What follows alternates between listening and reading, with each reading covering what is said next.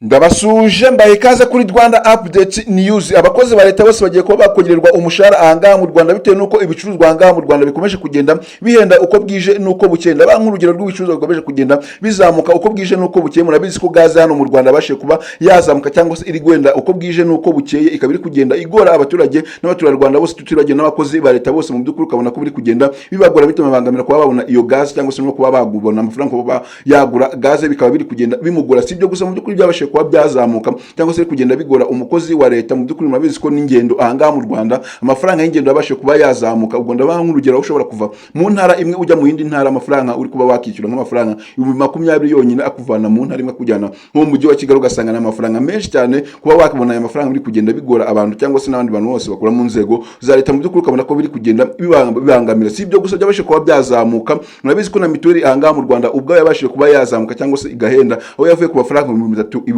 akagera ku mafaranga 20,000. Murabizi ko nyine bikomeje kugenda bigora abaturage n'abaturarwanda bose kuba babona amafaranga ya mituweli ahangaha mu Rwanda cyangwa se kwishyura mituweli bibagoye ahangaha mu Rwanda. Mu by'ukuri ibyo byose n'ibintu byagiye bigaragazwa n'umukozi wa leta cyangwa se bigaragaza imbogamizi ikomeye ku bakozi ba leta, aho kubona ibyo bintu byose cyangwa se n'amafaranga yo kuba bakishyura ibyo bintu byose biri kugenda bibagora. Mu by'ukuri ari impamvu iyi nama yabaye uyu munsi kugira ngo yige kuri kino kibazo cyangwa se ikemure icyo kibazo gikomeje kugenda kigora abakozi ba leta. Ubwo ndavuga ngo niba uri umwarimu, uri umuganga, umugitifu n'undi muntu uwo ari we wese ukora mu nzego za leta, menya ko ugiye kuba wakongererwa umushahara bitewe n'amafaranga usanzwe winjira cyangwa se n'amafaranga usanzwe uhembwa. Nuko ku mafaranga usanzwe uhembwa ugiye kuba wakongererwa andi mafaranga azajya gufasha gukemura ibibazo. Ubwo ya mituweli ya zangendo ndetse na za gaze ntabwo zizongera kuba byagora kuba wabona amafaranga yo kuba wakishyura izo gaze cyangwa se mituweli n'andi mafaranga y'ingendo. Mu by'ukuri bikomeje kugenda bigora abakozi ba leta ngaha mu Rwanda. Si ibyo gusa, mu by'ukuri byabashe kuba byaganirwa muri iyi nama kuko abakozi ba leta bagiye kuba bazamurirwa umushahara gusa, ahubwo havuzwe mu byishane safatimo ibyemezo kakakuru myiza y'abaturage n'abaturarwanda bose muri rusange ndetse itateza abanyarwanda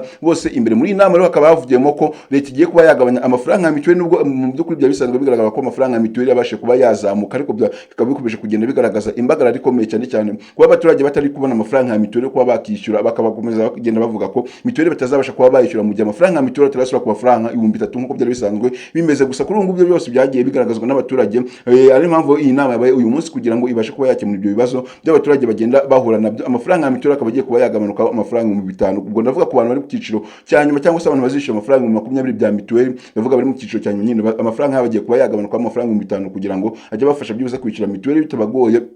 Ubwo bazishyura amafaranga 15,000 kugira ngo jyawe bishyura mituweli bitabagoye ahangaha mu Rwanda. Si ibyo gusa, mu by'ukuri turaza kuba twaganira kuri gahunda y'amafaranga ahangaha mu Rwanda, mu gihe ngo munabizi ko hano mu Rwanda amafaranga yawo agiye kuba yahinduka. Ahangaha twari dusanzwe dukoresha akava hakaza andi mafaranga mashyashya tuzaza dukoresha bitarenze amezi 12 ahangaha mu Rwanda akaba haje andi mafaranga mashyashya tuzaza dukoresha. Ese mumaro ku mafaranga y'u Rwanda agiye kuba yahinduka, umumaro bifite abaturage ni uwe cyangwa se ku gihugu ni uwe? Ibyo byose turaza kuba twabiganiraho ndetse tunababwiye ibyo byose bisabwa kugira ngo amafaranga y'u Rwanda abashe kuba yahinduka ahangaha mu Rwanda n'igihe bigomba kuba byafata. Ese abantu mufite aya mafaranga agiye kuba yava mwebwe murasabwa iki cyangwa se muri utira gukora iki? Ibyo byose mu by'ukuri tugiye kuba twaganira muri video kugira ngo mumenye byose ndetse mubashe no kuba mwabisobanukirwamo neza cyane. Ariko mbere ko tugenda gusesengura aya makuru, niba uri kubona rugamba rugeze kuri channel yacu ya Rwanda Update News, kana subscribe maze ufungure inzogera kugira ngo video nk'izi ngizi nakuru nkanga ameza leta iba yagiye itangaza nawe ujye ubasha kuyabona mu mbere. By'umwihariko iyi video ni wayikunze kora like ndetse utere comment, kuko ibitekerezo byanyu bikenewe kandi bifasha society nyarwanda nyamwinshi kwikura mu bukene. Katugenda ku ngingo yacu mbere twavuze kuganira yuko rero abakozi bahita bagiye kuba bakongererwa umushahara ahangaha mu Rwanda kugira ngo bajye babasha kubona ukuntu byibuze bakemura ibibazo bagenda bahura nabyo uko bwije nuko bukeye, bijyanye na gahunda y'amacumbi, ingendo ndetse no kuba bagura ibiribwa ahangaha ku isoko. Mu by'ukuri ibyo byose bikaba bikomeje kugenda bibagora cyangwa se kuba babona amafaranga kuba bagenda babyishyura bikagenda bibagora. Niyo mpamvu muri inama havugemo ko leta igiye kuba yakongerera abarimu, abaganga, abandi bantu bose bakora mu nzego za leta n'abagitifu n'abami bose utabibagiwe, abantu bose bakora mu nzego za leta, ko igiye kuba yakubongerera umushahara kugira ngo byibuze bajye babasha kwishyura ibyo bintu byose cyangwa se serivisi ahangaha mu Rwanda nyine zigenda zisabwa n'umwarimu cyangwa se n'abandi bantu bose bakora mu nzego za leta, kuba bakishyura bitabagoye. Mu by'ukuri ibyo byose ni ibintu byakomeje kugenda biteza impagarara ko ibicuruzwa hano mu Rwanda bikomeje kugenda bizamuka. Abona ba nk'urugero n'inyama nazo ubwazo n'ibiribwa ubwabo byabashe kuba byazamuka. Nubwo gaze yahenze ariko si nayo yonyine gusa, n'ibiribwa murabizi ko hano mu Rwanda byabashe kuba byazamuka. Ikiro cy'inyama gishobora kuba kiri kugura amafaranga 9,000. Uribaza ko ayo mafaranga ikiro cy'inyama kiri kugura amafaranga 9,000, urumva ko n'amafaranga menshi cyane ahangaha mu Rwanda kuba wayabona n'umuntu wari wese. Ntabwo nyine ari ibintu byo kuba wakigunda byane aho ngaho. Mu by'ukuri byose ni ibintu bikomeje kugenda biteza ikibazo ku mukozi wa leta. Niyo mpamvu leta yashizeho iyi gahunda kugira ngo imenyeshe abantu bose bakora mu nzego za leta ko igiye kuba yabongerera umushahara kugira ngo byibuze barebe ko bajya babasha kuba bakora ibyo bintu babigiye bitandukanye cyangwa se gukemura icyo kibazo cya mituweli, ingendo, amacumbi n'ibindi byose byo kuba bagura gazi n'ibindi byose bagenda bahura nabyo byibuze kuba bagenda babikemura bitabagoye kugira ngo babashe kuba byabafasha cyane. Ndagira ngo by'ukuri rero iyo ngingo ya mbere tube tuyiretse yo kuba abakozi bari bagiye kuba bakongererwa umushahara. Tugenda no ku ngingo ya kabiri twavuze tuze kuganira ya mituweli, aho mituweli igiye kuba yagabanuka amafaranga 5,000 ku mafaranga 20,000 yagiye kuza atangwa hano mu Rwanda, byibuse akavaho amafaranga 5,000 agasigara 15,000, ariko nanone ibyo ngibyo bikazakorwa ku bantu bari mu cyiciro cya nyuma ubwo bazishyura nyine 20,000 kugira ngo byibuze nabo babashe kuba byabafasha kuba bakishyura mituweli ahangaha mu Rwanda bitabagoye. Nubwo ubona ko mu by'ukuri kino cyiciro cya 20,000 atarimo abantu bakora mu nzego za leta gusa, ahubwo kisanzemo n'abantu bakora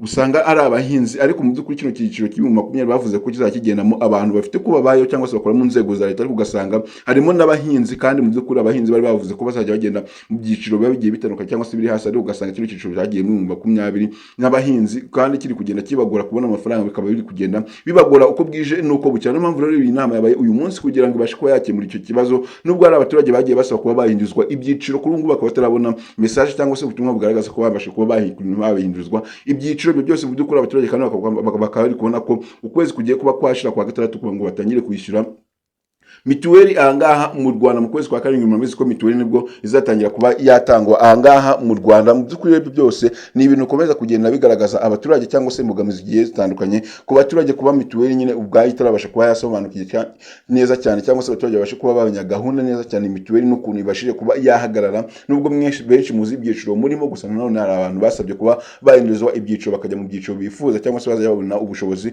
bwo kuba bakishyura mituweli ahangaha mu Rwanda bitabashije kuba byabagora. Mu by'ukuri byose ni ibintu biba byagiye biganirwa muri iyi nama mukwiye kumenya kugira ngo mubashe kumenya neza cyane ko ibibazo biba biri kugenda bikemuka. Gusa icyo nababwira ko ni uko abantu mwasabye kuba mwahindurizwa ibintu byanyu bari kubikoraho, kandi ukwezi kwa gatandatu kuzashira mumenye buri wese icyiciro agiye asaba koko niba yarakigezemo cyangwa se atarakigezemo. Gusa nuko amakuru atugeraho agaragaza ko muzaba mwaramaje kumenya neza ibyiciro, mukazatanga mituweli buri wese ari mu cyiciro yifuza kandi azabonera ubushobozi.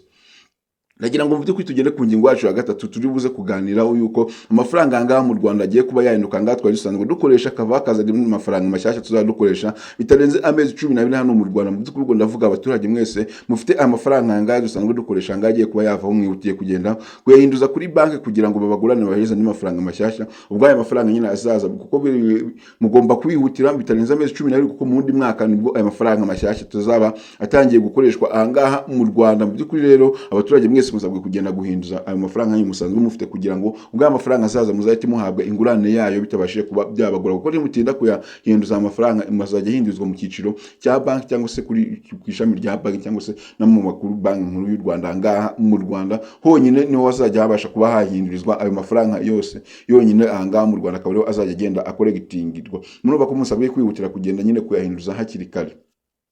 Mu by'ukuri rero umumaro bifitiye abaturage, murabizi ko amafaranga ngaha mu Rwanda kuba agiye guhinduka byonyine ni ibintu byiza cyane bizafasha abaturage n'igihugu by'umwihariko. Kuba amafaranga y'u Rwanda agiye guhinduka bizahita bizanamo inyungu iri hejuru cyane cyane bitewe nuko aya mafaranga twari dusanzwe dukoresha cyangwa usanga agiye kuba yavaho, azahita atagaciro haza andi mafaranga mashyashya, kandi azaba ariho n'ifoto ya perezida ku mafaranga tuzadukoresha ahangaha mu Rwanda. Kuko murabizi ko mu bindi bihugu usanga abaperezida bari ku mafaranga yabo basanzwe bakoresha, ariko hano mu Rwanda ho ntabwo yariho perezida. Ariko gusa kuri ubu nuko amafaranga ahangaha agiye mashyashya agiye kuza, perezida nawe azajya abari ku mafaranga tuzajya dukoresha ahangaha mu Rwanda. Mwumva ko mu by'ukuri ni ibintu byiza cyane byo kwishimira kuba amafaranga y'u Rwanda agiye kuba yahinduka. Ndabashimye cyane ko twamenye kuva ivyo yatangiye kugera irangiye muri abantu b'agaciro cyane. Ariko niba ivyo wayikunze kora like ndetse utere comment, kuko ibitekerezo byanyu bikenewe kandi bifasha societe nyarwanda nyamwinshi kwikura mu kintu by'umwihariko kandi kuri Rwanda Update News. Kandi subscribe maze ufungure inzogera kugira ngo video nk'izi ngizi n'amakuru nganga meza leta iba yagiye itangaza nawe ujye ubasha kuyabona mu bambere.